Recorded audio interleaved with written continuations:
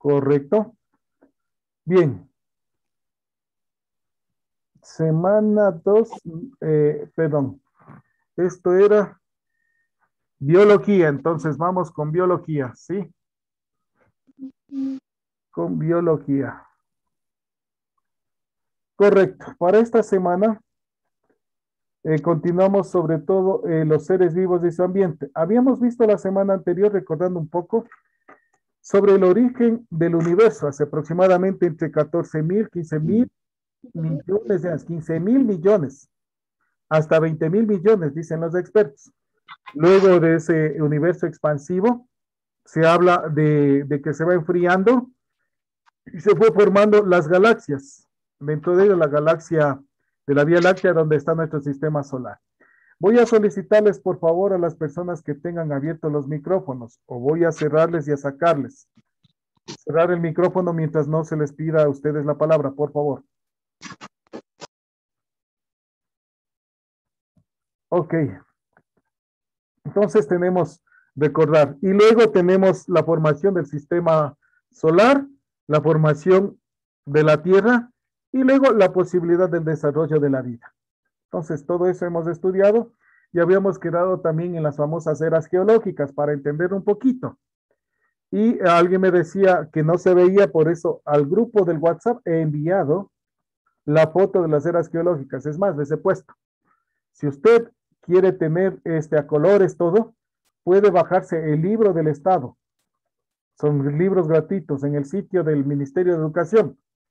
Puede bajar todos los libros de química, biología, de matemática, etcétera.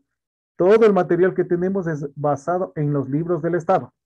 Entonces ahí puede tener tranquilamente, pero he enviado la fotografía para que puedan comenzar a realizar el análisis que se había explicado. Bien, entonces esta semana continuamos sobre teorías del origen de la vida. Vamos nuevamente a mencionar, dice teorías, por favor. No dice ley. Teorías son propuestas que tienen los científicos frente a algún acontecimiento que se estudie. Pero no es una teoría que se me salió en la cabeza, o se me vino porque me dio un golpe contra la puerta. No, no. Está basado en estudios, en principios científicos. Entonces, los demás científicos aceptan, dicen, ah, sí, tiene razón, aceptamos esa teoría. ¿Y por qué es teoría? Porque nadie ha estado en ese momento, ningún científico ha estado sentado, dice, a ver, ahorita se hizo así y apareció el universo. Así se hizo y apareció la vida. Entonces, por eso son teorías, nadie ha estado en ese instante. Pero son aceptadas porque se han hecho experimentos en laboratorio, con eso estamos claros.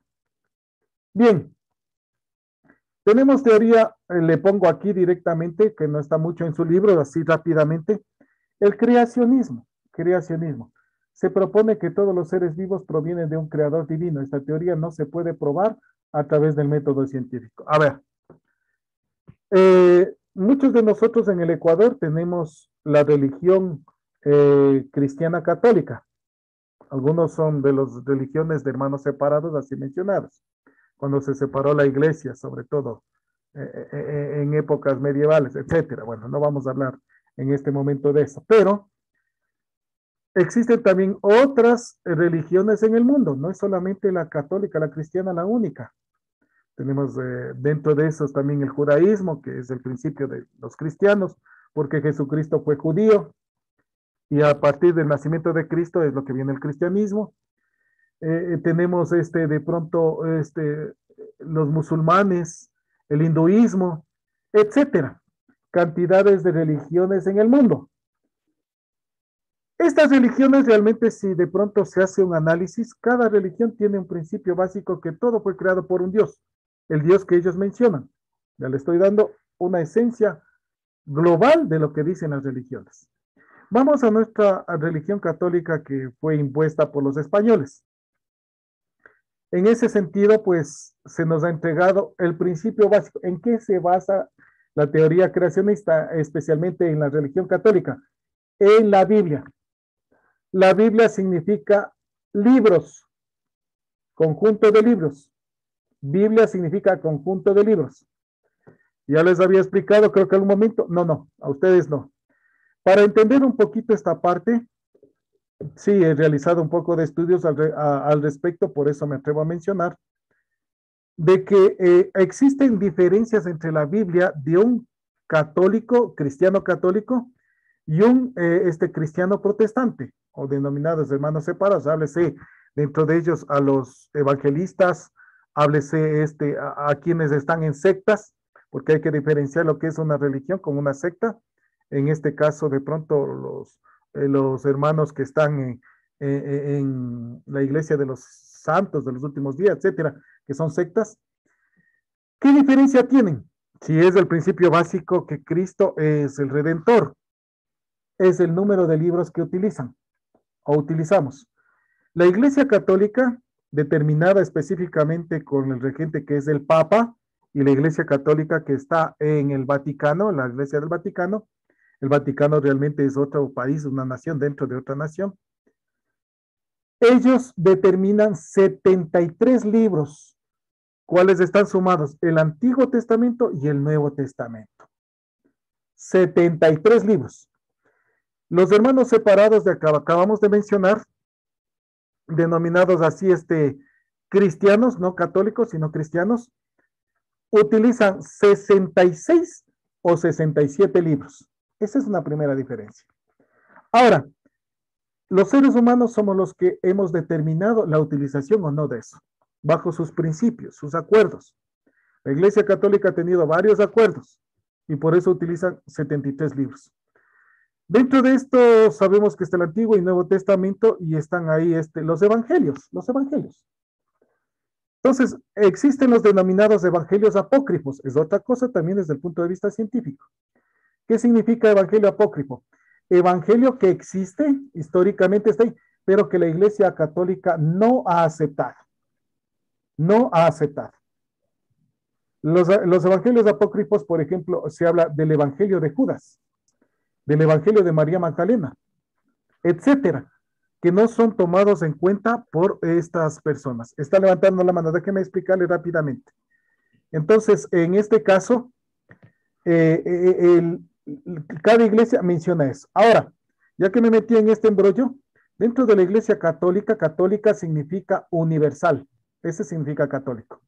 Entonces, la iglesia universal, que de acuerdo a los principios evangélicos, se supone fue acuñado sobre todo en la base denominado el apóstol primero, que es Pedro, que lo mencionó, tú serás la piedra angular en la cual edifique mi iglesia. Entonces, en ese sentido, el catolicismo, y en este caso como cristianismo, tuvo que pasar mucho tiempo porque los cristianos eran en este caso perseguidos y asesinados por el imperio romano, hasta que llegó Constantino, el siglo II, después de Cristo, considerado como en este caso, el César o el rey del imperio romano cristiano, y que determinó él en todo su imperio que la única religión después del siglo II, después de Cristo, que la única religión era la cristiana. Bueno, principios fundamentales históricos y de conocimiento. Entonces, en este caso, tenemos mucha información, mucha situación. Regresamos al aspecto fundamental. Por ejemplo, los judíos, ellos no aceptan el Nuevo Testamento, ellos utilizan el Antiguo Testamento. Para ellos Jesucristo no ha sido el Redentor ni el Hijo de Dios, por si acaso. Fue otro enviado, pero no es el Hijo de Dios. Están esperando ellos. Ellos utilizan solamente el Antiguo Testamento. Pero en todo caso, el primer libro es el libro del Génesis. Génesis significa creación, en donde se habla en tantos días que menciona. Para la ciencia se menciona que los días que se colocan ahí corresponden a millones de años, pero para el común de la gente el hablar de millones de años no iba a entender. Entonces, por eso está escrito en ese sentido. En resumen, la idea del creacionismo está colocada en sentido fundamental de que todo, si hablamos de la vida, fue creado por un Dios supremo, un Dios máximo, el Dios de todos. Perfecto, creo que estamos claros en eso. A ver, alguien me estaba pidiendo la palabra, ahora sí, tenga la bondad. Licenciado, una pregunta. Los estudios realizados por los científicos de los libros apócrifos que encontraron los papiros, los manuscritos y todo lo demás, ¿les toma en cuenta la ciencia como reales? La ciencia la acepta como escritos históricos, pero esos papiros están lamentablemente a cargo de la iglesia y la iglesia acepta o rechaza y muchos de ellos se supone que han querido desaparecer. En todo caso, les voy a poner en esta situación. Yo como ser humano y como me gusta la ciencia y el conocimiento, como se dan cuenta, nunca dejo de lado mi principio de formación religiosa, porque es parte aledaña de un ser humano. Alguna persona dice, yo no creo en Dios. Listo, esa es su creencia. El no creer en Dios es su creencia. Son interesantes situaciones filosóficas. Pero en mi caso, a pesar de que es una imposición, yo creo en un Dios supremo, un Dios que ha creado todo eso. El Dios está con nosotros. Y si hablamos nosotros realmente, la Biblia nos indica sobre todo principios de vida, los famosos 10 mandamientos, principios de ética y de vivencia. Y el último, todo se resume en lo último, que es increíble lo que menciona Jesucristo a los creyentes. Amados los unos a los otros como yo os he amado. El máximo expresión de las leyes está en el amor. Eso es todo. Entonces, esa es la idea. Porque yo puedo creerme como cristiano católico, como dice la canción de Arjona, si la más devota era doña Carlota, iba todos los domingos a misa, pero me pinchó más de 100 pelotas. O sea, a Dios rogando y con el mazo dando, para que me entiendan. ¿Cuántos de nosotros nos creímos golpearnos en el pecho y ni siquiera levantamos un dedo para nuestro prójimo? Y con el chisme que hacemos hacia los demás, estamos hiriendo. ¿Y dónde están nuestros principios? Entonces, a veces hasta el Papa mismo ha dicho, hasta uno que no cree en Dios, pero que está haciendo beneficio y solidaridad con los demás, es más cristiano que los mismos sacerdotes. Entonces, buena pregunta lo que usted menciona. El ser humano somos imperfectos y a veces escondemos cosas, pero en su momento habrá que salir a frente. Perfecto. Bien, la idea general central es el creacionismo de cualquier religión. Es un Dios que crea todo. La generación espontánea es otra propuesta. Más o menos en 1668, ciertos seres vivos como insectos, gusanos se originan en forma repentina a partir de materia inorgánica. A ver, aquí hay una base que no nos explica bien en el libro. Lo que pasa es que Francisco Redí, él en su momento, pues por tratar de explicar de dónde viene la vida, él llegaba después de sus estudios, sudado y todo, y colocaba su ropa en un rincón y le dejaba en ese rincón. A la semana habían de pronto gusanos, habían moscas, en donde no había nada. Entonces, mire, se genera espontáneamente la vida. Y había de todo. Entonces, cuando alguien, a ver, vayamos, hacían ese mismo experimento de colocar ropa sucia, sudada, etcétera, en un rincón, a la semana, a los 15 días al mes, había gusanos, había moscas, donde no había nada. Entonces, mucho tiempo se aceptó eso, de que era como el abracadabra y pongo ropa sucia. Pero aquí viene más adelante Pasteur, Luis Pasteur, el experimento con matraces, el cuello de cisne que es este. Este es un matraz, es de vidrio. Y el cuello de cisne es este. Aquí adentro puso una cantidad de líquido denominado caldo de cultivo, es decir, un caldo exquisito que puede permitir el desarrollo de microorganismos. Pero mientras no haya algo, se permanece sin daño. Ahora, este matraz cuello de cisne impedía que el aire llegue hasta acá, se quedaba aquí. Entonces pasaron muchos días, muchas semanas y no se creaban ni moscas ni nada. Con eso manifestó que en el aire existen condiciones, microorganismos que crean esto. No es que se crea así de la noche a la mañana. Y con este experimento desechó y botó a la basura la famosa generación espontánea. Pero se lo sigue todavía recordando como un movimiento histórico científico, porque nada fue creado de la ciencia de la nada. Tiene que haber pasado, sobre todo, en este caso, refutado por otro gran experimentador. Louis Pasteur es uno de los científicos, sobre todo, que jugó muchísimo con microorganismos. A él se debe lo que se denomina pasteurización, lo que algunos van y compran leche pasteurizada, queso pasteurizado, etc. En un momento hablaremos. Tercera teoría de evolución química. Veamos hasta qué horas es, hasta las 9:30, nos faltan 5 minutos. Pero como tenemos química, no hay problema. La teoría de evolución química o abiogénesis terrestre. ¿Qué significa? Abiogénesis, génesis, creación de la vida en la Tierra. Tenemos Oparín, Haldane, que hablan del caldo de cultivo primordial. Vimos la semana anterior de que había en los mares ese caldo de cultivo. Aparecían enorme cantidad de moléculas orgánicas, formadas a partir de moléculas inorgánicas, por la cantidad de energía, por la cantidad de rayos, por las erupciones volcánicas, etcétera, por el sol. Aparecieron estas formaciones. Y Oparín propuso altas temperaturas junto a la radiación ultravioleta y descargas eléctricas que ocurrían a la atmósfera debido a las tormentas. Entonces, ¿qué habla? De que estos dieron formación a lo que se fueron los primeros compuestos orgánicos. A eso se conoce como evolución química o abiogénesis terrestre. Entonces, no es solamente una teoría de uno solo, Oparín, Haldane. Y tuvo que pasar mucho tiempo, sobre todo, ¿en qué época hablan esto? Hace aproximadamente 3.500 millones de años, donde totalmente las condiciones eran diferentes a la actual. El científico Stanley Miller, 1953, recién después de la Segunda Guerra Mundial, ideó un experimento que simulara las condiciones terrestres de hace 3.500 millones de años, está en su libro, para comprobar si era posible la aparición de moléculas orgánicas a partir de inorgánicas. ¿Qué hizo? Tomar esta idea y organizó el laboratorio. De pronto tenía plata, le ayudaron y desarrolló este experimento. Colocó en el laboratorio este proceso, en donde tenemos un balón con gas, aquí al agua hirviendo en el océano, dándose la idea de que en ese tiempo, hace 3.500 millones de años, que era muy candente la Tierra, ya había mares, entonces había H2O, y el agua estaba muy hirviendo y con algunas sustancias que estaban ahí regadas.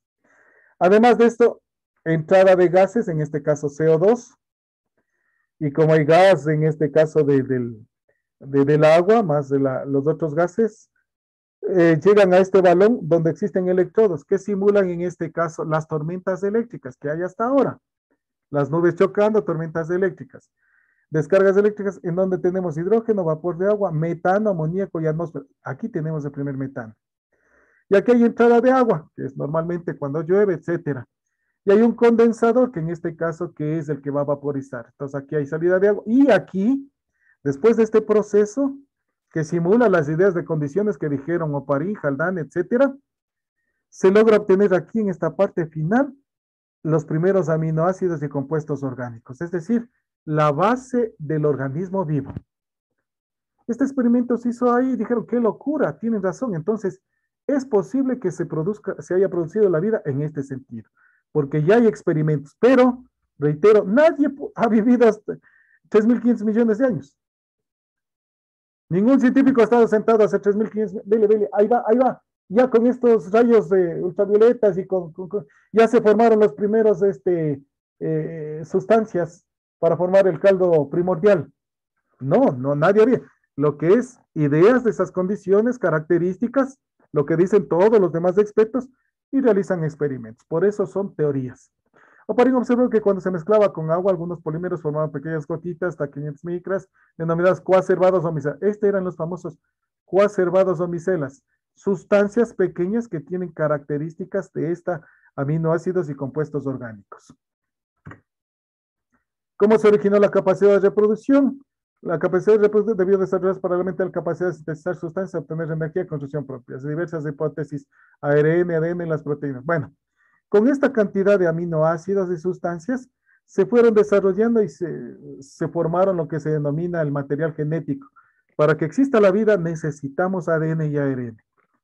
Este ADN y ARN ha sido manoseado últimamente con el COVID. Ustedes han visto que algunos ni siquiera entienden y se atreven a mencionar hasta en la televisión, en la radio, en los medios de comunicación, especialmente redes sociales, hablan, caray, estas vacunas son simplemente ARN, estas vacunas son procesos de ARN. Ojo, está hablando de información genética. Está hablando de la información que tiene en este caso el SARS-CoV-2, que produce el COVID-19.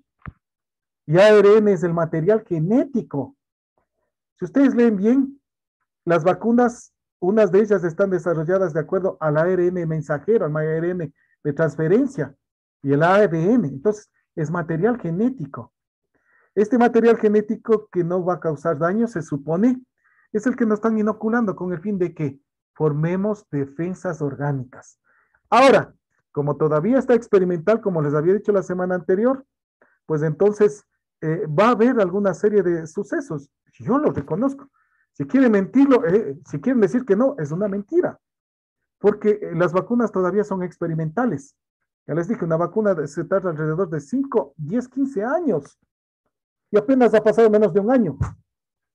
Entonces, va a haber secuelas porque todos los seres vivos somos diferentes y va a reaccionar nuestro organismo. Algunos se supone que han fallecido, otros han tenido enfermedad fuerte, pero la idea es de que vamos a tener nuestro sistema inmune y si nos agarrara el SARS-CoV, ya no sería dañino ni mortal, sino como una simple gripe. Esa es la idea, o en lo posible ni siquiera tener. Bien, otra teoría del origen de la vida es la teoría de panspermia. Anoche nomás estaba viendo en el canal, en el History Channel, sobre los denominados extraterrestres, primitivos, o los extraterrestres estuvieron acá, etcétera. Y justo hablaban muchísimos científicos, no solamente personas científicos, sobre la teoría de panspermia. ¿Qué es panspermia? Se propone que varias formas de vida microscópicas o moléculas orgánicas llegaron a la Tierra a través de meteoritos y una vez de nuestro planeta evolucionaron hasta convertirse en formas de vida que conocemos actualmente. Ahora, ¿por qué se basa esto? Porque constantemente todos los días la Tierra es bombardeada por meteoritos, material que viene del espacio. Y algunos de estos meteoritos al investigarse han contenido esto que dice, en los meteoritos, algún material orgánico, algún microorganismo que indica. Entonces, posiblemente vinieron en estos meteoritos que chocaron a la Tierra y las condiciones hicieron que se desarrolle la vida. Es buena la propuesta. Lo malo es de que la pregunta, ¿y en dónde se originaron esos microorganismos o esos materiales que están en los meteoritos? ¿De dónde viene? Porque debe haber de algún lado. Eso es lo que no se explica. Es más, el día de ayer que les mencionaba, se hablaba que específicamente en, en el sitio espacial internacional que existe, han encontrado sobre todo en los años 90 una capa que recubría sobre todo la superficie externa de este sitio espacial internacional. Y recogen eso y hacen investigación en laboratorio y encuentran microorganismos, sobre todo vivos. Entonces dice, ¿cómo es esto? ¿Cómo se originó en el espacio si está ahí arriba esto? O a lo mejor fue contaminado la sonda espacial y todos los demás. Hay una serie de teorías y que están revolucionando y que dan aceptación a esto de panspermia. En todo caso, panspermia, el origen es de fuera de la Tierra, por eso se llama extraterrestre. Pero no lo que pensamos de que vienen los marcianitos y que nos coloca aquí, no, que vienen en meteoritos. Tarea de clase, quienes han faltado el día de hoy, ya saben, revisar la guía de la semana número 2, dice, define la palabra biología, que demostró Louis Pasteur en 1864 y que propone la panspermia. Facilito. Y revisar la guía la próxima semana. Voy a permitirles compartir la guía de biología para la siguiente semana. Si para esta semana está lo que se mencionaba, unidad 2, y para la siguiente semana todos tienen que realizar, ya se subirá el día de mañana la asignación, esto pueden enviar hasta el día viernes. Leer, asignación 3, bueno, igual, las otras asignaciones ya no le permiten subir. ¿Y qué tiene que hacer? Revise el video y contestar cuáles son los elementos que predominan en los seres vivos, llamados bioelementos o primarios, que son las biomoléculas orgánicas, a que se conoce como ósmosis. Entonces, esto tiene que contestar revisando el libro, revisando el video. Ese será el trabajo de la próxima semana.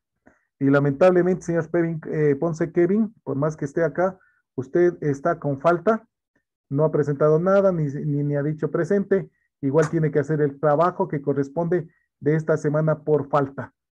E inmediatamente en 2 minutos empezamos el tema de clase de química hasta que coloquen ustedes su material. Voy